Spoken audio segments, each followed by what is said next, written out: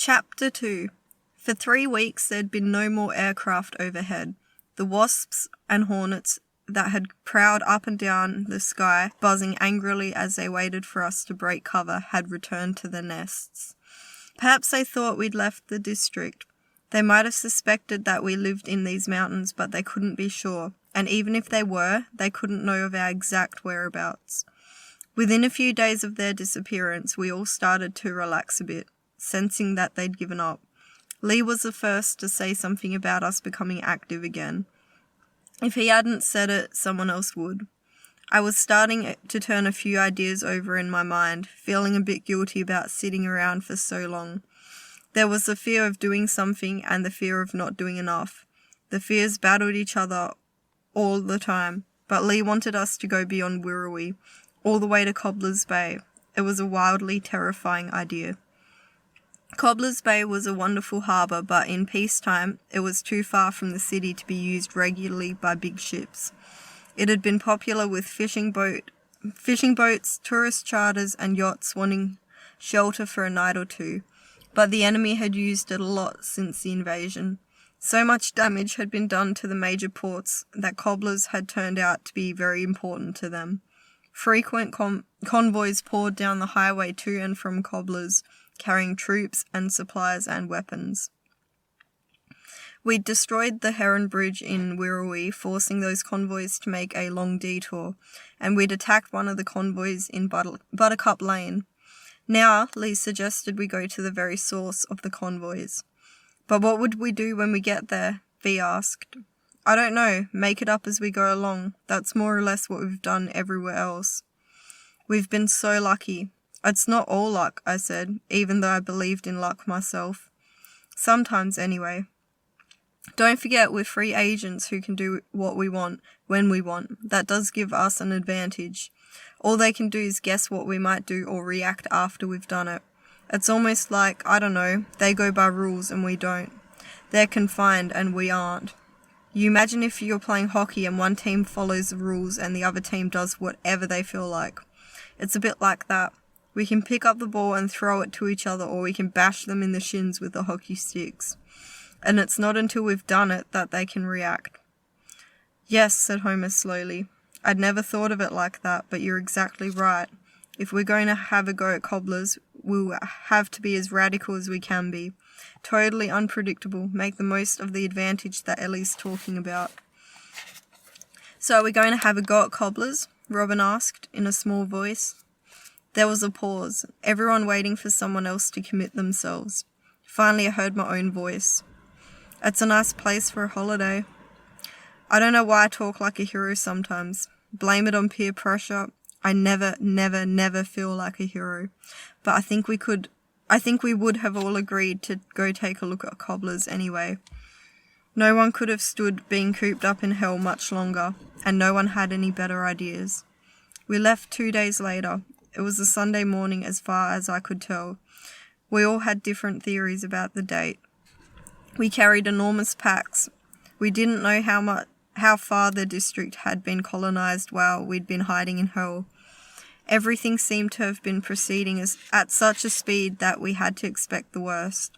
So we took a lot of stuff. Being winter, most of it was for warmth. Jumpers, mitts, balaclavas, woolen socks. We took sleeping bags but not tents. We still didn't have proper tents, since we lost them in the Holloway Valley. We hoped we could find shelter in sheds or caves, but we did carry a heap of food, not knowing what we'd be able to scrounge or steal.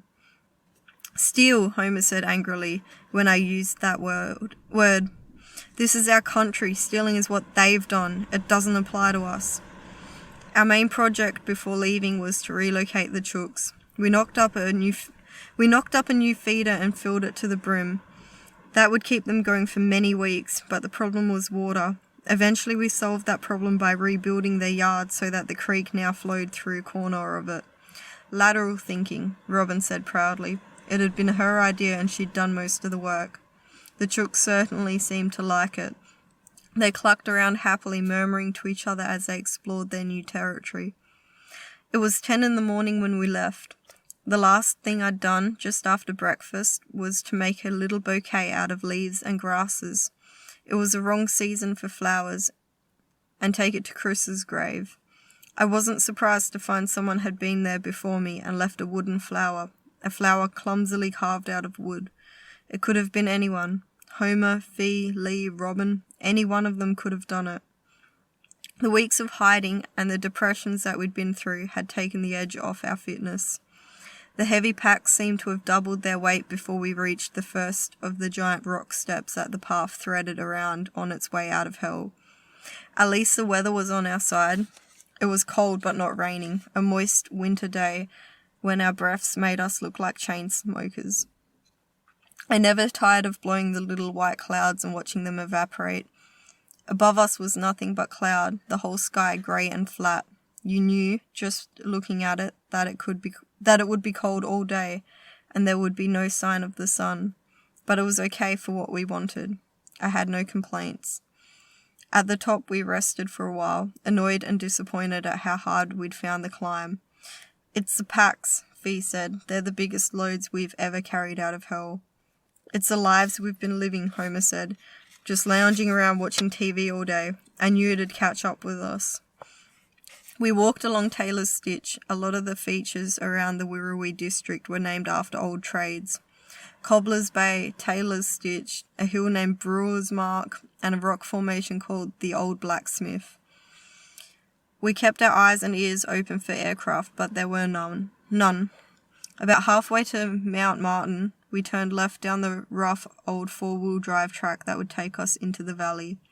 We went right by the Land Rover hidden in thick bush near the top of the ridge. We'd agreed that it'd be too dangerous to use it until we knew more about what we'd find around Wirrawee. But at least the walking was now downhill. My place was the first one we came to. Approaching it from the Taylor's Road, we were in good cover until about a K from the house. By then it was mid-afternoon. As we reached the edge of the line of trees, I signalled to the others to stop while I sneaked forward, searching for a good lookout. I found a huge old river gum and installed myself in it. It was perfect, except for the stream of bees pouring in and out of a large hole in the trunk, about 30 centimetres above my head. I hadn't seen them when I chose the tree, but at the same moment that I noticed them, I also noticed a movement out in the paddock we call Bailey's, and I instantly forgot about the bees. For the first time since the invasion, I saw strangers in our paddocks. There was a ute over by the western fence line, and I could see two men working on the fence itself. One of the old pine trees that Grandma had planted must have come down in a storm and fallen across the fence. One man was holding a chainsaw and the others were dragging away some of the lighter branches. As I watched, the bloke with the chainsaw gave the cord a pull and started it up, then moved in to continue cutting. It would have been a normal bush scene, except for one thing: the soldier with the rifle across his back who was watching from 50 metres away. He was sitting astride a motorbike, a cigarette in his mouth. He looked about 14 years old. I studied them for a few minutes. At least the man with the chainsaw seemed to know how to use it. Lucky, as it was a big one. We'd all been raised on horrific stories of people slicing arms or legs off with chainsaws. In our district, they cause more accidents than tractors and firearms combined. I went back to the others and told them what I'd seen. In the thicker bush, where they were, the chainsaw sounded like a distant mosquito, but it was blocking our progress and it would keep us there for another hour or more, by the time the men put the fence back up. We agreed to take another siesta. The alternative was doing a serious bush bash to get around them. None of us wanted that much sweat. While the others settled back on their packs, using them as cushions, I took a walk around the tree line so I could get closer to the work party. I had mixed feelings about them being on our land. I was angry and upset, of course, to see trespassers there, but I was relieved too that someone was at last looking after the place. We'd all been shocked on our previous expeditions to see how quickly things were degenerating. Fences were down, sheep were fly-struck, horses were foundering, rabbits and foxes were everywhere. The houses, too, were showing signs of wear and tear. A few more years of this and the whole country would be a wilderness of blackberries and Scotch thistle. In time I got quite close to the men working on the pine tree. I could hear them easily. They'd turned the chainsaw off again and I realised that that they worked. They turned the chainsaw off again, and I realized that as they worked, they were having a go at the boy with their rifle. "Hey, Wyatt, Earp," one of them called out. "What?" I heard the boy answer. His voice was much softer than the men's, but sounded reluctant, almost sulky. "I hope you know what you're doing sitting under that tree." "What for?" "Well, this time of the day, in middle of the afternoon, that's when the drop bears get active." "That's right," the other man said. "Shocking area for drop bears, this." "I wouldn't sit under that tree for $1,000,000, the first man said. "Terrible what those drop bears do. I've seen them take a bloke's face off. Those claws, God, they'd give you the horrors. And you never see the one that gets you. That's the truth." "What for? Drop bears?" the boy asked. I'd worked around a bit further to where I could see his face. He was fidgeting anxiously but trying to look untroubled. "You don't know what drop bears are? Fair dink, they don't teach you blokes anything. Fancy sending a bloke to a place like this and not telling him about drop bears." "They told you about sharks, didn't they?" the second man asked. "Sharks, yeah. And crocodiles." "Crocodiles, yep." "And hoop snakes?" The boy hesitated. "Hoop snakes, yes," he said after a moment. "Well, I'll tell you what, mate, I'd rather go 15 rounds with a crocodile than have a drop bear land on my head." "What for, drop bears?" the boy asked again. He was showing real nervousness now, standing up straighter against the motorbike and with increased alertness in his voice. The men stopped working and spoke to him directly. "Mate," the first one said with great seriousness, "it's none of my business if you end up wearing a drop bear for a hat, but if you want to keep that good-looking face attached to your head, I wouldn't recommend you spend any more time under trees." The young soldier looked around awkwardly, then peered up through the branches. Finally, he said, "That's enough. We go now." "Well, whatever you say," the first man said. "You're the boss, but it's pretty early to knock off." To his mate, he said quietly, "I guess he just doesn't want to lose face." Both men sniggered. The boy, flushing red, said angrily, "Enough, we go." He flourished his rifle, then kicked at the starter of his motorbike, but he was off balance from waving his rifle and he fell sideways, sprawling across the ground and dropping the bike.